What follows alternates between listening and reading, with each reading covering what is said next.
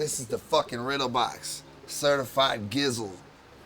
That's the fucking Malenko Platinum Plizzle. That's at 1.5 million copies. Look, we don't sell fucking 10 million records. You know, we're not on the radio. We're underground. Everybody's underground. Everybody claims to be underground. Fuck that. This is underground. Plaques. No radio. Radio can suck my dick. Every radio DJ in the world, you bitch-made, ready-made radio DJs.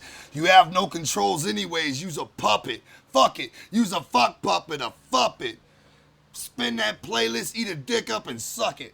We love rap, man. We're rappers. You know, that's what we consider ourselves. That's what we listen to. That's what we do. Insane Clown Posse, ICP. Rap. Since 1992, we've been in the game. You know what I'm saying? Not just putting out shit that wasn't selling. I'm talking everything we put out sold 50,000 or better. We were driving brand new cars. You know what I'm saying? Delivering money to our mother's house. That's being in the game. I don't know where the fuck you're from, but where I'm from, that's being in the game if anybody don't think that's dope. We've been making a living off of these raps since 1992. You know what I'm saying? Motherfuckers like Eminem and shit, they don't want to talk about Eshawn. Fuck no. You know what I'm saying? Because everything they're saying that's so scary and rebellious was said 7 years ago in this city. They don't want to talk about the wicked shit. They don't want to talk about ICP either. You know what I'm saying? Eminem don't want to talk about us. Because what the fuck, man? You know what I'm saying? Let's talk about Eminem. Yeah. The first time I met him in 1997 or maybe 1998, we walked into St. Andrew's Hall and he came up to us with a flyer. And he said, "What's up?" He came up to us and he had a kid with him or whatever, and he was like, "What's up?" You know? And I was like, "What's up?" And he was like, "I'm Eminem." And he gave me a flyer. And it said Eminem record release party or some kind of party for his EP or something. You know what I mean? I don't know what it was. And then it said on the flyer, it said, "Special guests in the house." And it said ICP. And then underneath it said maybe. And it said Eshawn, maybe. And then I looked at it and I had my name and I said, "How you gonna put ICP on this fucking flyer when, you know what I'm saying, when you don't even know if we're gonna be there?" And then put maybe like that. And then he said, "Well, I'm asking you now. You know what I'm saying? You wanna come show up?" And I was like, "Hell no, man, what the fuck?" And I was like, "Man, don't be putting our name on that shit." And I walked away and he was just like, you know, I guess he took it as a diss, you know what I'm saying? But he could take it however he wants it. I didn't give a fuck. We do our own thing, you know what I mean? Anyway, we didn't think much of it again. You know what I'm saying? We didn't think nothing of it. And then that Basement tape came out. Fuck ICP, buy my CD. And we were like, man, that's bullshit. We still didn't think nothing of it. And then an interview in the Detroit Free Press came out. And somebody said, "What do you think of ICP?" You know, they said, because he was just coming out. And they were like, "What do you think of ICP? What do you think of Eshawn?" You know? And he said, "I think that ICP isn't real. They're a mockery. They're not you know what I mean? They're not even rap." So by that time we were like, fuck this kid. You know what I'm saying? It was like now we still didn't think nothing of it. About some time went by, maybe 3 months, and all of a sudden that "Hi, my name is" was everywhere. I'm saying it blew up, you know. And so on our radio show, we had a radio show on this station that went out of business. It changed formats. It was called The Edge. It was an alternative rock station. And we had a radio show, and it was called The Juggalo Show. And we took "My Name Is," and we added our own lyrics, and we made this funny-ass song, and we played it on our radio show. Hi, my name is, my name is, my name is Slim Anus. The next day, Eminem was in that station doing an interview, just promoting his shit. And the guy cutting the interview did the whole interview, and then he was like, "Hey, you know ICP?" And he said, "Yeah, ICP, yeah, fuck yeah," or whatever he said, Von and Jay and Shaggy. And then they go, "Yeah, well, you know, they got their own show on this station." and he was like, "Oh yeah? Hell yeah." You know, he was just being cool, you know what I'm saying?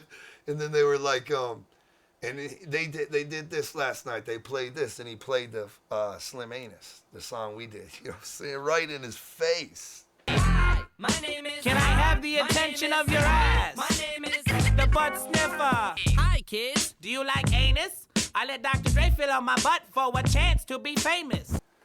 All right. So then he's like, you know what? All right. Oh, we'll handle that on the streets. And then he's like, I'll handle that on the streets. And then he goes, fuck ICP, buy my CD. And he started doing his freestyle. And I was like, yes, you know what I'm saying? And he did the one that he took out. Because when the album came out, it wasn't on there. You see what I'm saying? I guess maybe when he signed with Dre was probably like, who the fuck is ICP? You know what I'm saying? Or maybe, and he was like, oh, there's some local cats, you know, they wear the clown paint. Dre was probably like, fuck that. You know what I'm saying? Take that shit out or whatever. But it never came out. We didn't give a fuck. You know what I'm saying? My brain's dead weight. I'm trying to get my head straight, but I can't figure out which Backstreet Boy I want to impregnate. And Dr. Dre said, Slim Shady, you a cutie. I'll give you a deal. Let me up in that booty. Okay. Man, he held that grudge.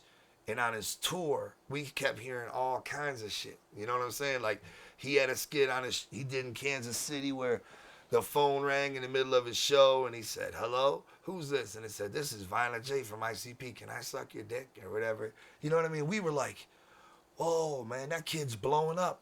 Why is he tripping on us? You know what I'm saying? Because at this point, his shit was popping off. You know what I mean? He was like, started, you know, he was going into winning Grammys and shit or whatever. You know, his shit was hitting. And we just underground killers. You know what I'm saying? We just do the wicked shit. And when I look at him, he's every bit of a pop star. Come on, man. How you gonna say that ain't pop? Yeah, he cusses.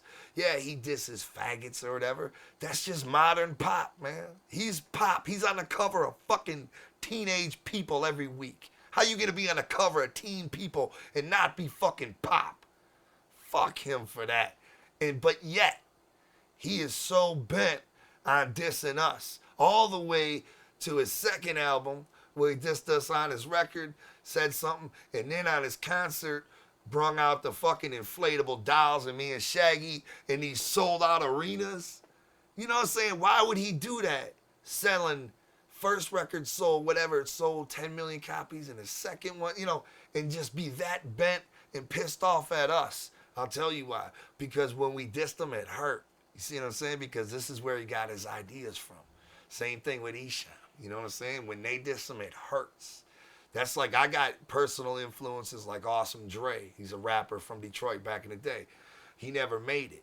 But if Awesome Dre made a record that dissed me, even if it only sold 2,000 copies, that shit would hurt, man. You know, Dre's my shit. Well, we were probably Slim Anus as shit. You know what I mean? And when we dissed him, it hurt his feelings. I don't think it's helped Soul Records because he basically made fun of us. That doesn't really intrigue anybody to, you know what I'm saying? But it probably helped with the name. Fuck, what'd he sell? 10 million records? Come on, man. It probably helped us with fuck our name. It probably put our name into people's minds as far as 14-year-old girls from the suburbs go all across the world.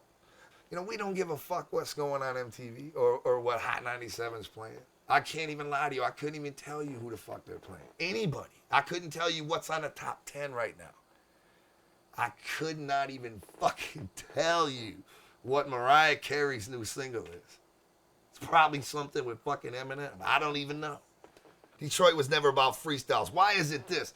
Why is it that Eminem got discovered before he got on? Who the fuck discovered us? Why is it that he was in our shows in the crowd? Think about this. While we was on stage, he's my age. What the fuck was keeping him from becoming a businessman and getting in a goddamn game like these real ballers do?